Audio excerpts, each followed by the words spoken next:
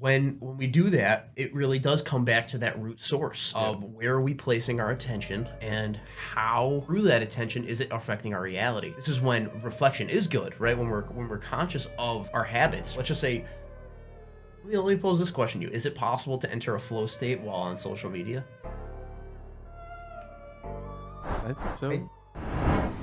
All right, ladies and gentlemen, welcome back to the 30th episode of the Conscious Cast. Oh, fuck, that was... Should I start over? Hold on. Cut the camera back! Take two. Ladies and gentlemen, welcome back to the 30th episode of the Conscious Cast with your boy Cal, your boy Cole, and your boy Jay. All right, so today we're going to be talking about a wide range of areas from what is the meaning to being present to how to be present, like we discussed in our past episode, and just different ways we are not present. So I mean, it's gonna be a very good episode, and I am here for the ride. So Cole, why don't you start us off with the big question you've been pondering this past day? Very much. Yeah. So. Wait, turn off the. Oh yeah, you're right. Yeah.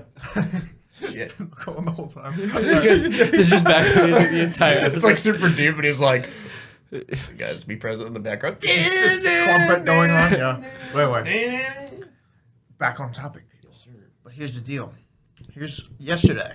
You know, as the podcast isn't out at the time of this recording, but in the previous episode 29, I talked about how I've been beyond my anger issues and I've kind of grown above them, but in their place it has been replaced by these kind of questions of the soul, and one of which was, well, let's start with a story. Like yesterday I was thinking about the entire day, like, what does it mean to be present? And this question was brought about me not being present to an extreme point. Like, my mother's birthday is March 19th. I had exams that week.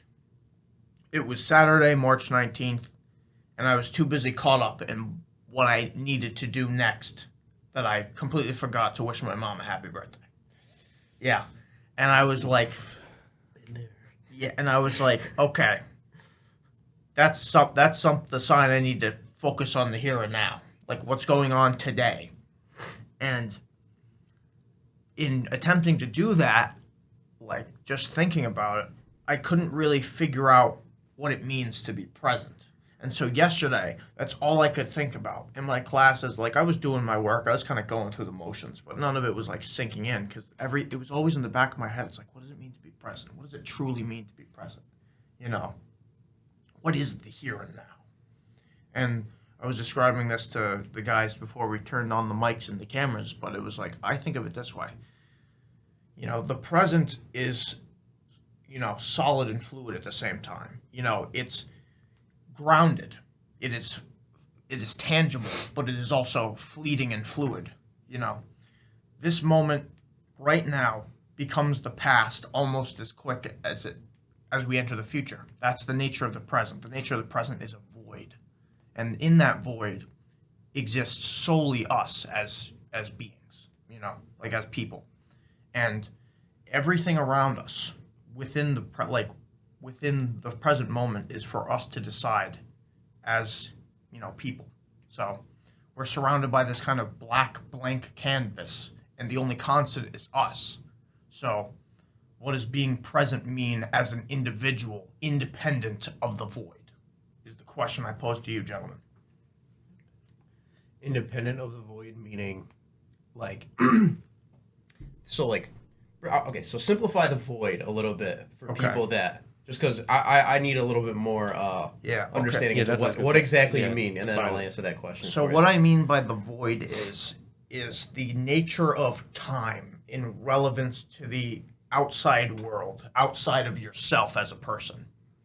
So, the void, for example, is everything that you can do and are not doing, and everything that you are doing that you should have done. You know what I'm saying? Like, no. So everything. So are you talking kind of like about like your current capabilities and like what your potential capabilities are? Okay, so yes. okay.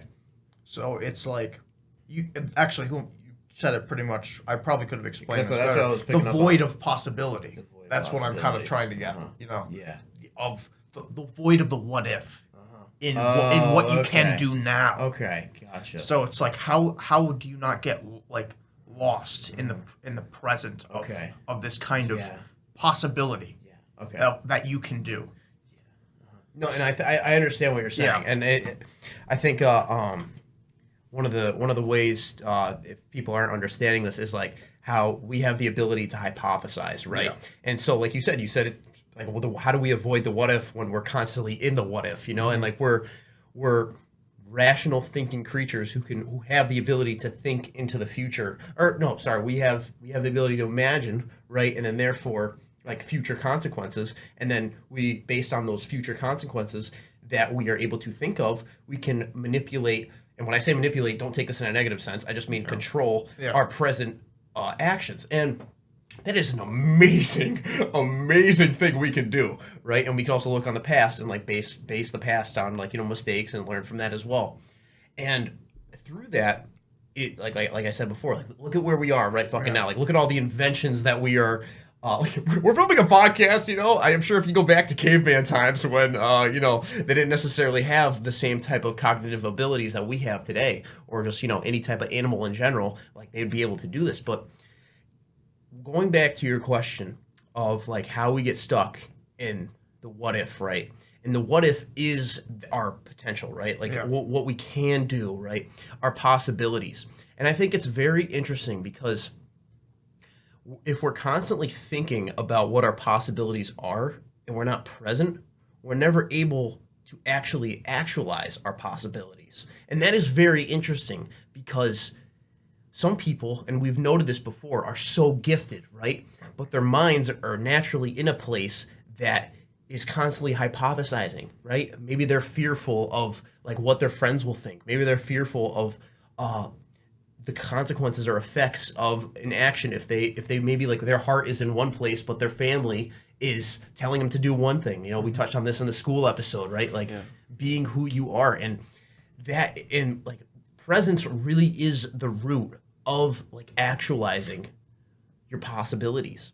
And with being present, and it's very interesting because like another thing that I wanted to when we were discussing this before the podcast, when you said the void, and it was like it reminded me of the flow state, you know, because when you're in the flow state, you don't know you're present. You're just there, right? And you're just in the flow state. And then the only way you recognize that you're in the flow state is when you're out of the flow state. Yeah, and in that is that true presence?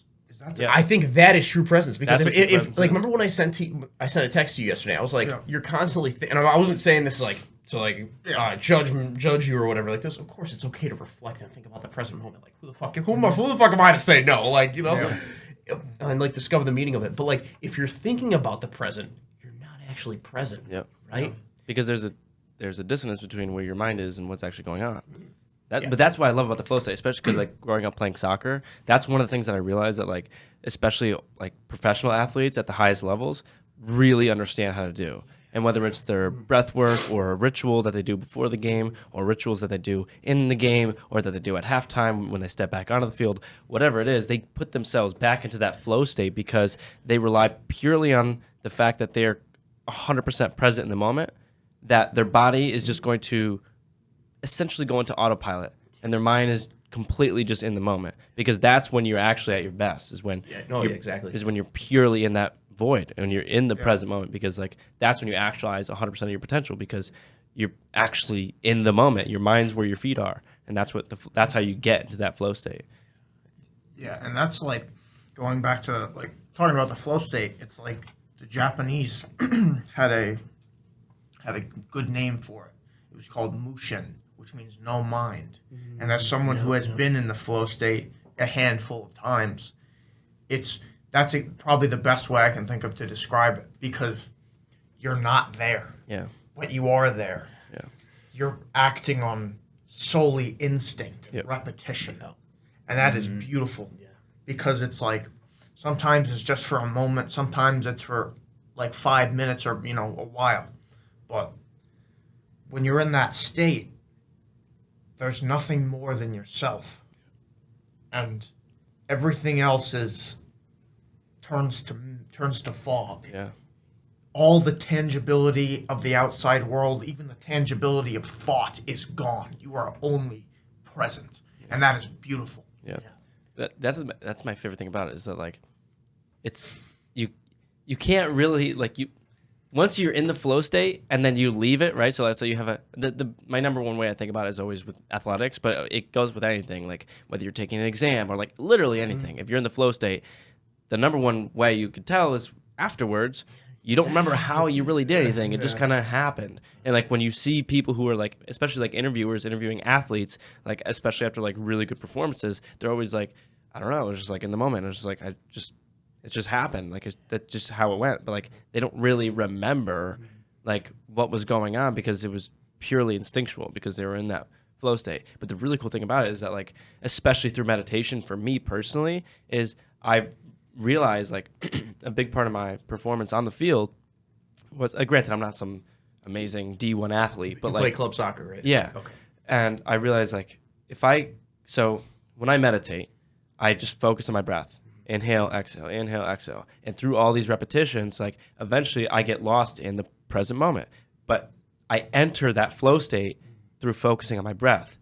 So when I get on the field, if the flow state's what's going to help my performance, that's what I got to do. So when I be on the field and then I make a mistake or something would happen and I would get in my head and I'm no longer in the present moment, aka I'm not in the flow state, I focus on my breath for like 2 seconds, 3 seconds. I don't really know, but like after a couple breaths, it's gone. I'm just back in the flow state because I'm so used to that habitually. Like when I'm sitting down meditating, of getting into that flow state where I can bring it to the field because it's that same practice where it's like focus on my breath, focus on my breathing, inhale, exhale, and after a couple breaths, like I'm just back in it.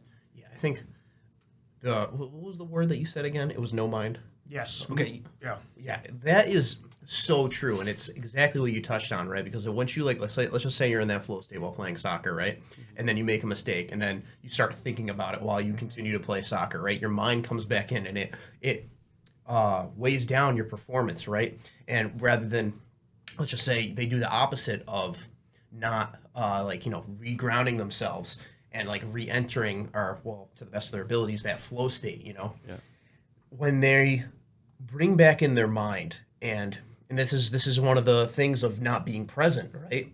When they bring back in their mind and that's all their mind is fixated on, maybe while playing soccer, right? And they're just constantly thinking about that, like that's what their attention is on. They're not in the moment, right? Their attention is elsewhere. Therefore, they're not going to whatever task, goal, mission they have at hand is not being performed as well as it could be. 100%. And Eckhart Tolle said this best: your mind is not who you are. Your mind is a tool, okay? And it should only be used when it is needed, all right? And when I say needed, I mean like don't use it in a reactive sense, right? Because as many of us know, like being solely reactive is not the best thing to do. Being proactive is a great thing to do. Like proactively use your mind when it is needed. That's what I think. And let's just say like you're in a situation where you do need to rationalize, right? Where you do need to logically think out a situation. That is when your mind is needed, right? But if you're constantly using your mind, just like any other tool that gets overused over time, right? It becomes worn down and not as good as it could be, right? So when you take a step back and you are in that flow state, and you're like, this happens to me every Friday when like I'm working at a restaurant and it just gets busy as fuck, right? And I just got to balance all these different types of tables, right? Like while like, meeting the customer's needs, just trying to stay just at that standard of like just being a good waiter. Yeah. And with this, like my mind's not thinking. All my instincts, all my mental energy and physical energy, like while I'm in that void, is just towards that one goal, right? And that's all I'm thinking about, and like everything else is gone, right? But when a problem comes up, and I begin to reflect, I'm like, oh shit, what the heck just happened? And then I begin to reflect, and that's when I kind of get out of that flow state. And so I think when our minds enter and our minds are not a bad thing. I just want to say that. Like, rationally thinking is not a bad thing.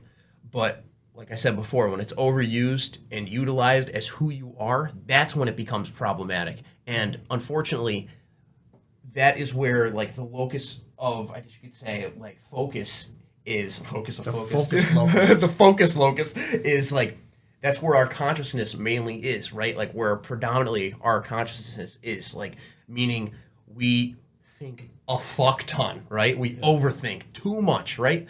And it's really based on that, based on intuitively, instinctively being here and now and actualizing our possibilities rather than constantly thinking. Yeah, and going back to what Jay said about, the meditation practice, I do something similar, but with my fucking nerdy wisdom, I take a chant from Avatar, The Legend of Korra. There's this villain named Zahir, and the whole deal is like he researched and is a follower of all this airbender, like, wisdom and stuff like that. And one of the best, like, he had this chant that he would do, and it was, let go your earthly tether, enter the void, empty, and become wind. And, like, lately that's what I've been reciting to myself during my meditation, because it's like, let go of your problems in reality, enter the void of possibility, and become flow itself. Sadhguru, one of my favorite. I'll let you pass it back over to you. Yeah. No, and it's like he's like, when you're in that meditative state, just forget who you are. Exactly. Just let go of who you are, who you think you are, and become who you actually are, right? And I've said this before, like who you think you are is not who you actually are. Like Jay, Cole, Cal, like that's just our name, right? We have this identity, and there's nothing wrong with that identity, right? Because it can help us live a very preferable life. But when you enter that meditative state, just be one with everything around you, right? Just enter that flow state. When I say be one with everything around you, just let go of good, let go of bad, and just let go of the thoughts, and just enter that neutral state of just beingness. Not labeling things for good or bad or whatever it is, because that's what creates like dis-ease in your body.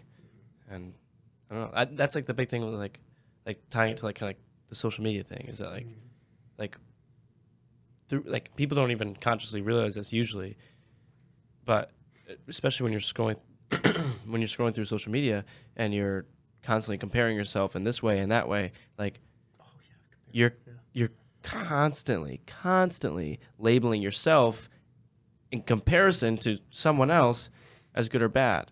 Well, I'm better in this way. Okay, so that feels good. But I'm worse in this way.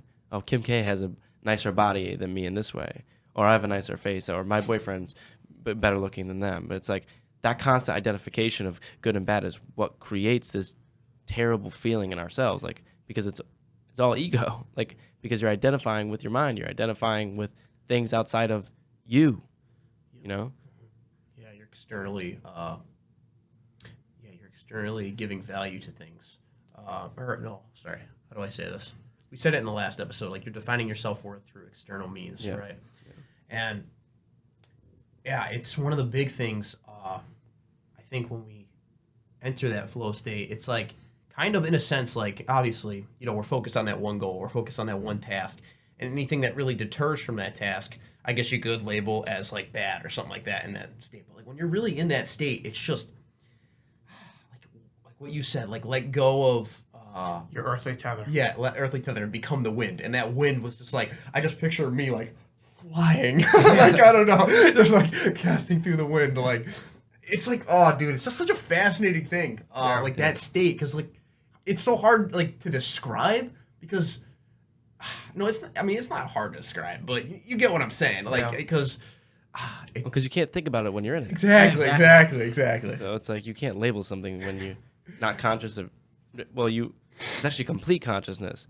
Yes. So like when you literally. When you're in a state of complete consciousness, there's no thoughts, and when there's no thoughts, you're not identifying whatever it is that's happening, which means you can't really identify what a flow state is until you're not in flow state. But that means you can't describe it. You know what I think it is? I think the flow state is when your perception of who you are fuses with who you are, and you become 100% you. It's interesting. That's my theory. Because it's like the thoughts in your head disappear, but you're still there. You still kind of know what's going on, but you've taken a back seat to your body. It feels like someone else is driving, but it's still you. So it's a kind of shift of where, like, you stop focusing on the problems and you become the present. But it's where the true you lies and the idea of you lies, and they become one. And then truly you can actualize your full potential within the flow state. Yeah, that's good. I like that, man. Yeah, like when you, you essentially become Megatron when you enter the flow state. The Decepticon variant, Hobo 19. Yeah, exactly. BA2 or whatever the fuck is going on now. But yeah, going back to the whole social media thing, that is very interesting because I think when we compare and we're placing our attention on social media for, like, once again, external, we define ourselves through external means. An external mean is social media, right? Yeah. If I'm getting X amount of likes, if I'm getting X amount of followers, Yeah.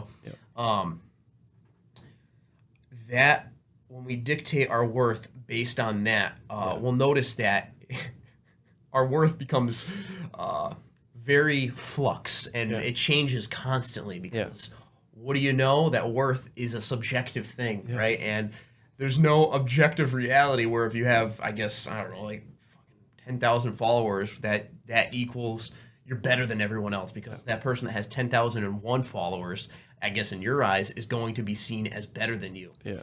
And with this, it's interesting because when we're constantly thinking about, oh man, I gotta do this, I gotta gain these materialistic goods in order to be happy, right? Meet these deadlines. Meet these deadlines, meet these standards. Satisfy these people.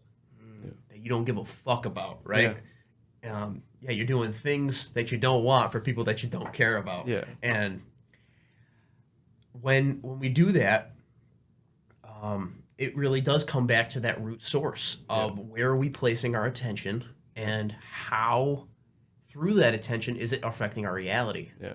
And I think if we're able to be, this is when reflection is good, right? When we're conscious of like our habits, right? And let's just say, let me pose this question to you: is it possible to enter a flow state while on social media? I think so. I think Interesting, I don't right? know. Yeah. That just like popped into my head. I think so. Well, I think, but I don't.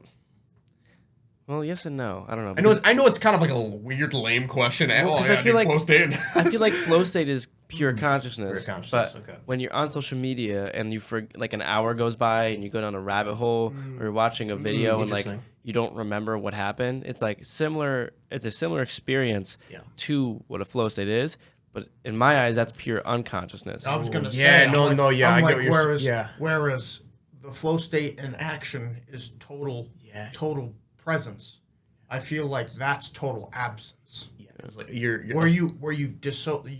you're not there, but for not the right reasons. a stimulus is taking out. Yes. That's what, like, the stimulus is what's, I guess, getting you into that unconscious flow state rather than just solely you in that conscious. Yeah, it's like you've ever been watching TV before, and then you forget that like the TV is there in front of you, and that you're the observer of the Yeah, you TV, feel like you're and there. like and like you know it's a square, you know it's a rectangle that like you're looking at, but after a while it's not a rectangle anymore. It's like that. It's just all you see. You don't see the flower tunnel pot. vision. Yeah, but it's like there's nothing else besides that because you're at a state of pure unconsciousness, and like you don't see the clock or the flowers next to the TV or anything else that's going on. It's because you're in a pure state of unconsciousness.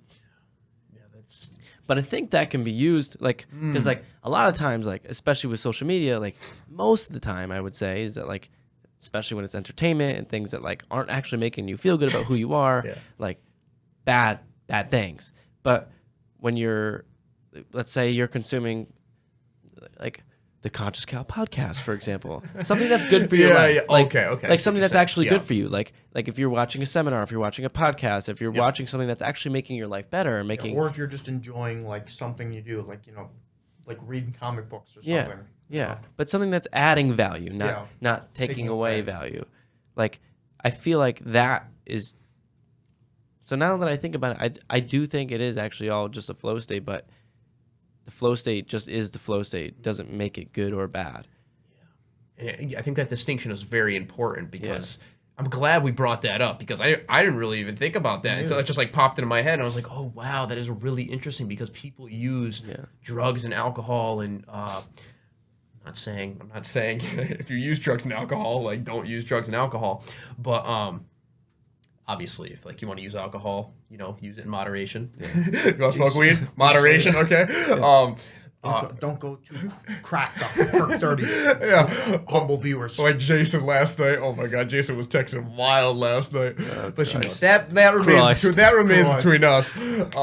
But yeah, they use like TV and entertainment to escape their reality, right? Yeah. To distract them. And it's they need the external stimuli to avoid their pain. Yeah. They need that to avoid their suffering. And once again, it brings me back to this interesting distinction. It's like when we use the stimulus when we use the flow state to avoid pain, right, rather than fully embrace pain when we're in that the contrast flow state. I think when we're in that conscious flow state, when I mean conscious, I mean like solely you, no external stimuli, and unconscious, you're using the external stimuli. I think when you're in that conscious flow state, that's when healing does occur too, because you're just like, you're fully embracing it, you're fully embodying it, and like no matter what obstacles are coming at you, right, it doesn't fucking matter because like you're just focused on that one task at hand, thoughts aside, right? But kind of in that opposite state, you're not, you're focused on that one task at hand, like watching the video, right? But like you're losing yourself and you're not really facing obstacles painful obstacles when you're in that other state. I know that's it's very hard to describe. Like, you're basically saying like, where is the flow state bringing you? Is it helping you make yourself better, or is it postponing problems that are still there? Gotcha. Because that's why I said like I think that like flow states are just flow states, and like you can use them for good or you can use them for bad. And I think a lot of people, I would even suggest, I would go to say most people use flow states to avoid their problems and just toss them further down the road. But they're still on the road. Yeah. They're still there. And not for nothing, like when you toss it further down the road, when you avoid your problems and postpone them and you drink and you smoke and you party and you do all these things to just completely avoid taking any responsibility for the bullshit that you have going on, your problems not only just stay there, but they multiply and they get worse because time, like other things happen, like it's going to compound. Like if you don't file your taxes, what's going to happen? IRS is going to be on your ass. Right, but for the first... You're going to jail. Yeah, well, for the first couple months, it's like you toss it down the road, toss it down the road, toss it down the road. Okay, like it's not really a big problem. Like you wait a couple months, like nothing's going to happen. Then you'll get a call. Don't answer the call. You're still tossing down the road, tossing down the road. Okay. Then you're going to get people at your door. Not going to talk to them. Not going to answer the door. Okay. Well, now the cops are at your house arresting you and taking your couch. Like, there's a certain point to where all of your problems are like that, where it's like, it's either you attack the problem or you postpone it until the problem attacks you and you're forced to do something, whether you turn around the other way in some sense or like you finally decide that you have to take responsibility and do something about the problem. But I feel like a lot of people use flow states to either, again, attack the problem or run away from it. Going back to the social media side of it. Do not piss in public. Or masturbate. Yeah, We'll leave this in. Yeah, no, like I was saying, going back to the social media aspect and, dodging problems with the flow state.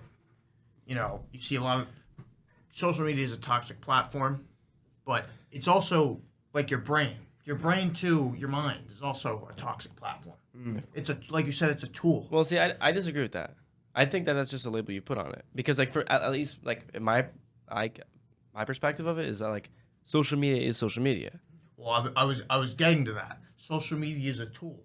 Right now, It can be as a society. Yeah. It's a toxic platform. Yeah. But the thing is, like look at all these apps. The algorithm is designed to show you what you respond to. Yeah.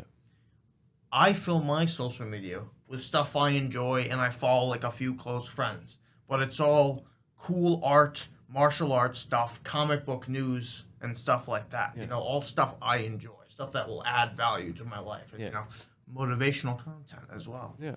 But it's a tool that you can use to, you know, access more information through this platform.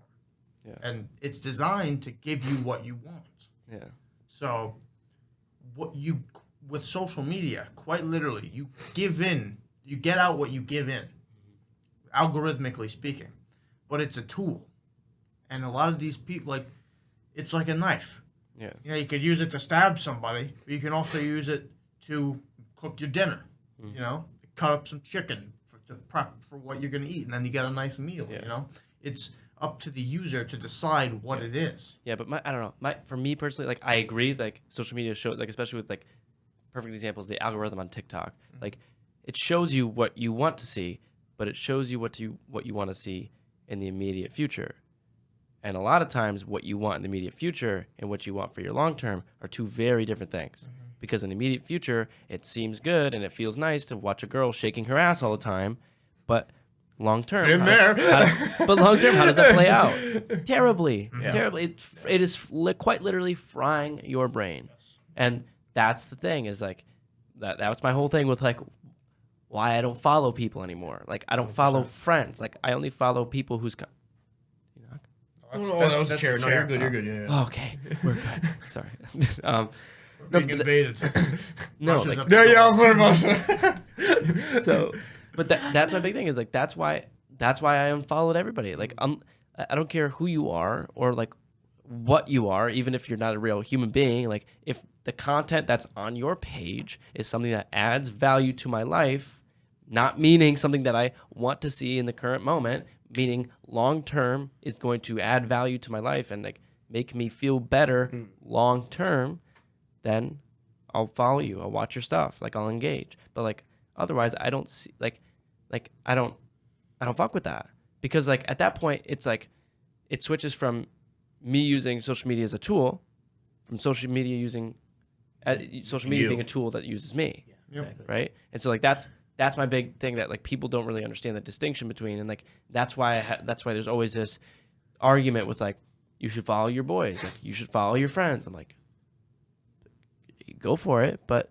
no. Like, no. Yeah. Like, unless you're my friend that's posting things that's adding value to my life long term, meaning you're not just, I'm not looking at your post and it's just you at the beach or you on vacation or your life fluffed up, I have no reason to follow that. That's not bringing me any value.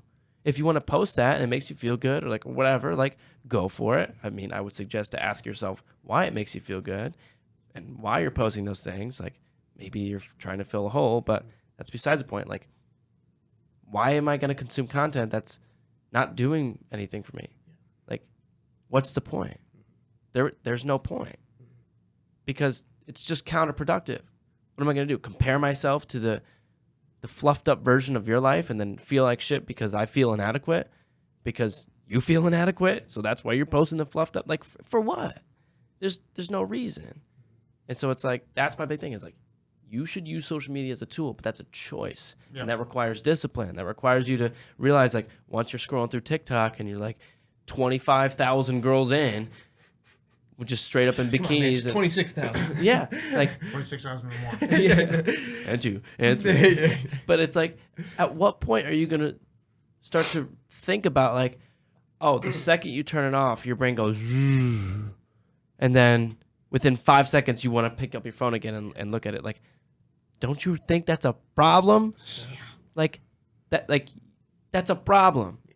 Like, especially when you know consciously that the things that you're looking at are not doing you any good long term, and it's just immediate gratification by immediate gratification, just over and over again. Like, what makes you?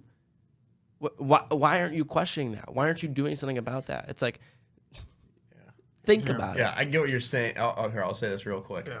And it was like just last night too. Like I was like at work and I wasn't really feeling video editing. I was like, oh man, this shit gotta blow. I was like, there's only so much you could do with cycling videos. Like so I was like, I mean, it's like a cool video, but I was like, oh man, I was like running out of gas, and I was like, I just like. I kept getting the urge to pick up my phone, and like I remember, like I was like picking up my phone, and, like I went back to my dorm, and later that night I was like, oh man, I can't wait to just relax on my phone and just like watch YouTube or whatever, just like relax, because that's one of the ways I like to like just chill out for a little bit, lose myself in my phone. But yeah, yeah, I was like, I picked up my phone, I looked at it, and I was like, wow, this is not nearly as like, I guess you could say, relaxing or gratifying as I thought it would be, So, and that shows right there that a lot of times we think, right, when we get that urge to get ride the dopamine dragon, as we said like 6 or 7 months ago, we think it's going to give us this huge hit of dopamine, right, when we first pick it up, and like we start scrolling through it, and which it does to some extent, it does give us some immediate gratification, but it really doesn't meet like what we think it's going to be. And I think through that, you have to set conscious boundaries, right? And it was kind of like you were saying, right? Like use social media as a tool through setting conscious boundaries of like, okay, how often am I going to be on it? Look, like like I even have this fear of like checking my screen time. I'm like, when I see my screen time, or like the thing on the app on the iPhone, when you see like the screen time, I'm like, gosh, I don't want to see that shit. But that's probably something I should look into, just to be like, oh wow, maybe I should be spending less time on my phone and on social media, because although like when you get off social media, although the effects that you notice like maybe in your conscious mind go away, in your subconscious mind they're lingering, right? And they are affecting your life in the long term, as you described earlier. And this comes back to presence, It's like those lingering effects will bring you out of the present moment, because maybe you're doing homework and then you're just thinking about that hot ass girl shaking her ass, And it's just like, yeah, dude, I could be watching a girl shake her ass right now rather than being productive, And dude, yeah. Well, or going to sleep rather than being productive. Yeah, exactly. Well, like bring that up. Remember how you? Yeah. And that's why segueing into that. There's been like, we also must think about weaknesses that are in the present as well. At least perceived weaknesses. And for me, I've risen above my emotional torment, and my new enemy now is laziness, where it's like oftentimes I find myself choosing the lazy way as opposed to doing something productive, and it bites me in the ass later. Procrastination, having extra time on my hands and choosing to do something like, or nothing at all, like sleep, or just like play video games or something, do something unproductive when I could be using this time to do something else. And it's about, I need to kill this enemy with discipline, but that's my current struggle. And that's another thing that also I think helps you stay present is, kind of resistance in the moment, like if you are, it's good to be whole and complete, but the dissonance is also a good source of motivation to keep you productive. And right now, that is kind of where my focus is. Not on me in the next. How can I not be lazy now? Yeah. In this moment, how can I not choose the easy way? Yeah. Not about thinking about what I'm doing next. It's about thinking of how I am shortcoming now. I mean, for me, like the first thing I think of when you say something like that is like, or when anybody like talks about like being productive and like being disciplined, is like, it's always, I project myself into the future. 90 years old, sitting down, life's coming to an end, winding down. Like, you're gonna look back on what you're doing, like on what you did, like on how you spent your time. Like, when you're 90 years old, sitting there, you're finished. Like, there's not much you can do. Like, your time is spent. Like, you've done what you've done with your time. But what did you do with your time? And like, that just scares the shit out of me.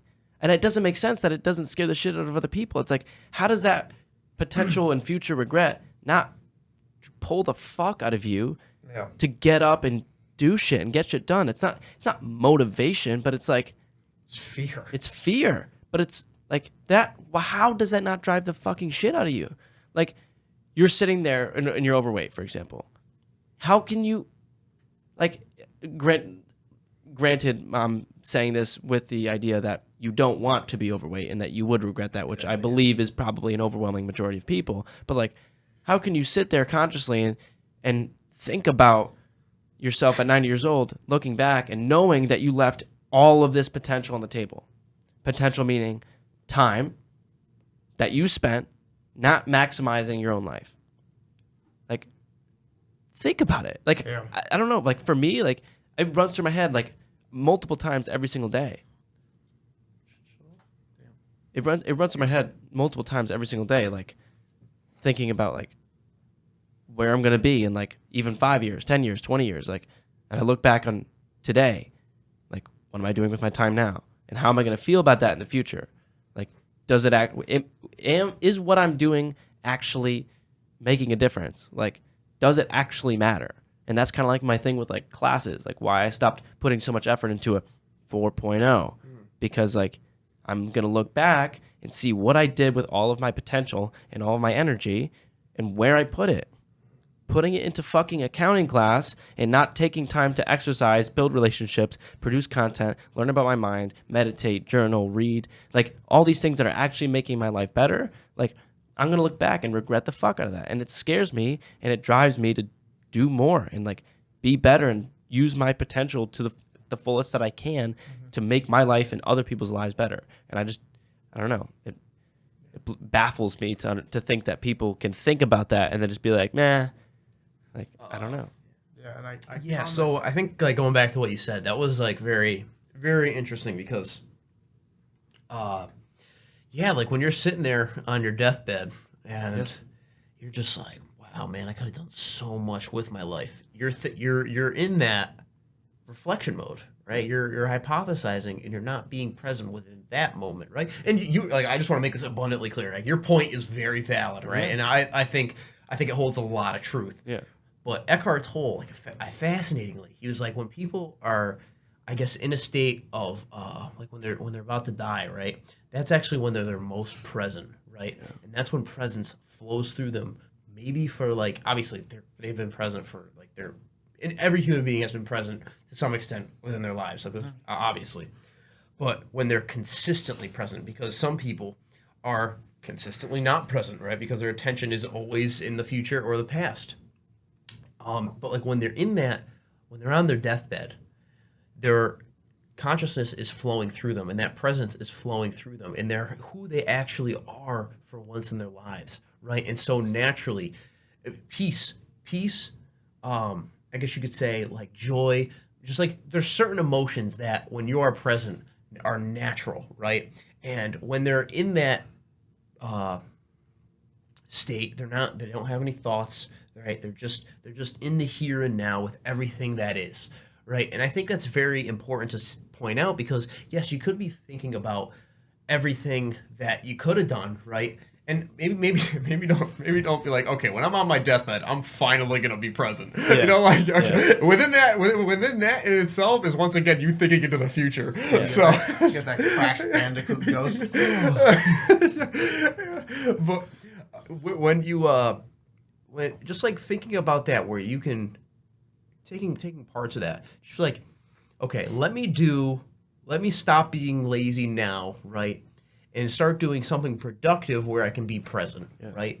And that is something I think everyone needs to consider, right? Yeah. Whether being productive is sitting on a bench in front of the sun, meditating, right? Which is something I do maybe, like, 4 or 5 times a week, because and I'm not trying to put myself up on a pedestal. That's what intrinsically brings me happiness and brings me peace within. You're maximizing, right? Your time. Exactly. And I'm not saying you have to do that, right? Maybe it be skateboarding, or maybe it be. It's a choice, and, like, the way Jordan Peterson lays it out is beautiful, and he lays it out this way: you have the choice of 2 options. Either one, you take full responsibility for your life, which is what gives your life meaning, but that means everything matters. And everything you do and everything you say and everything that you do with your life matters. Or nothing matters and you take no responsibility for anything. but that means your life is meaningless. But it's your choice. Take no responsibility, which means nothing matters, which means your life is meaningless, but you got no responsibility. You could sit on your mom's couch until you die and eat Cheetos and play video games, but nothing matters. Or everything matters, but it's a choice. It's like, how are you going to spend your time? Like, if you don't want to take responsibility for yourself and you'd rather be nihilistic and so pessimistic about life and say, fuck the world, fuck these people, like everything like happened to me, and now because of all these hardships, like I'm just not going to take responsibility. Like, that's your choice. And again, it's responsibility. It's like if you decide that you don't want to take responsibility for your life and for making your life better and for making the lives of other people better, like that's a choice, but you're choosing not to have meaning. And if you want meaning, it all comes down to taking responsibility for your life and doing the best that you can with the cards that you were dealt. It doesn't mean that the cards you were dealt were better or worse than somebody else's, because somebody is always going to have it worse than you. Somebody's always going to have it better than you. But that's not what matters. What matters is that you're maximizing what you can do with your time, which is your potential, which is the whole thing of you're going to die one day. You're going to be on your deathbed at 90 years old, thinking back to how did I spend my time? And it'd be my guess, although I'm not a 90-year-old, I'm not on my deathbed, it would be my guess that an overwhelming majority of people who decided to not do the whole meaning thing, to not take the whole responsibility path, are going to look back and regret the fuck out of it, and it scares the shit out of me. Yeah. And like Jean-Paul Sartre says, your life is the sum of your choices, right? Ooh. And like it is, you choose to have no meaning, right? And that's why I love. Okay, like I'm not a full-blown existentialist scholar, right? Yeah. This is why I love existentialism, because it's an extension of nihilism, and in a sense that, like, okay, you believe the world has no meaning, right? But the world is your canvas to create meaning individually, right? And it's kind of like possibility. Yeah, exactly, and you have that option through your choices to create meaning. And I know each and every single one of us in this room right now has meaning and is striving for certain ends that will, I guess, maybe satisfy that meaning. And it's interesting because I think through reflection we can see where we are on that track to, satisfying that meaning and like living through that meaning, right? And it allows us to be like back on course with that meaning, and make the according choices that are necessary that allow us to live a preferable life. And I think going back to going back to the deathbed and like when you're dying, I think when we are on our deathbed and time is running out and we're just like, man, I could have done all this shit. I could have done X, Y, and Z. I could have been this dude. I could have had this amount of chicks, or what, like just stuff like that. It's just like, why not think of that like when you're young? Exactly. Like why not think of that now? That's what and it, like, once again, it's okay to think out of the moment, right? Because this is kind of a necessary thing to do, right? Yeah. Like look into the future, have a vision, and see where the fuck you're going, right? But the thing people mistake with that all the time is that like, what my standard for my life is what your standard for your life should be. Exactly. But that's not what I'm saying. What I'm saying is my potential is my potential. And every single day, all the time, I'm always having this thought of, I'm going to die. And I'm going to look back and look at how I spent my time and look at what I left on the table and either regret the fuck out of it or be proud as hell, not in an ego way, but in a way of like, I did what I could with my time to the best of my ability. I took responsibility for my life, and it gave me meaning, and I made the world a better place because I took responsibility. But it doesn't mean that since I'm doing the whole psychology thing, or because I'm doing the whole personal development thing, or because I work out this many days a week, and I meditate, and I journal, and I read, or whatever my things are that I'm actually doing, which is maximizing my life, means that that's what you have to do for your life. But the thing that I think people should do is reflect to the future and think back and put themselves in their 90-year-old shoes and think back to what they're doing right now, how you're spending your time right now.